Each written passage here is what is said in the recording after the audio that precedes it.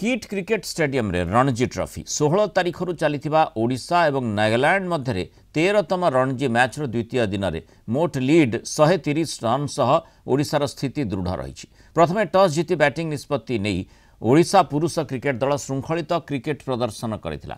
Top और middle order रे ओडिशा दल प्रथम इनिंग्स रे 275 रन स्कोर करथिला। जवाब रे नागालैंड एवं ओडिशार बोलिंग आक्रमण जोगु प्रबल चापर सम्मुखीन होइतिला।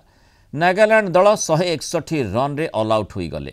द्वितीय इनिंग्स आरंभ में ओडिशा दल प्रथम 2टी विकेट हराइथिला। द्वितीय दिन खेल शेष सुधा से 16/2 स्कोर करथिले। 130 रन रो मोट अग्रणी सह दृढ़ स्थिति रे पहुंचीथिले।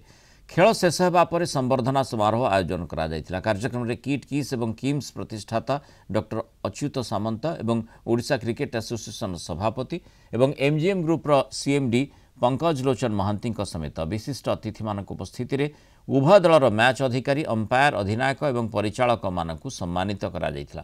किट क्रिकेट स्टेडियम रे प्रतिष्ठित रणजी ट्रॉफी मैच आयोजन करिवार सुजोग देथिबारु डॉक्टर सामंत ओसीए सभापति पंकज लोचन महांती संपादक संजय बेहेरा एवं ओसीएर पूर्वतन संपादक आशीर्वाद बेहेरा को धन्यवाद जणाइछंती। खेलाड़ी एवं अधिकारी माने किट द्वारा प्रदान करा जाइथिबा भित्तिभूमि एवं आतिथ्य पई किट को धन्यवाद जणाइछंती। एहा सहित ओडिशार पूर्वतन अंतर्जातीय क्रिकेटर तथा वर्तमान नागालैंड पुरुष दलर प्रशिक्षक देवाशीष किट एवं किस रे विश्वस्तरीय क्रीड़ा सुविधार प्रशंसा करिछंती।